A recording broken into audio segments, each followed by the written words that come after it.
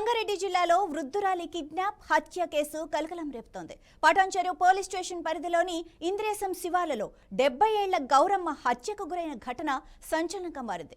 ఈ నెల 13న గౌరమ్మ అదృశ్యమవగా కుటుంబ సభ్యుల ఫిర్యాదు మేరకు 14న పటాన్చెరు పోలీసులు మిస్సింగ్ కేసు నమోదు చేశారు.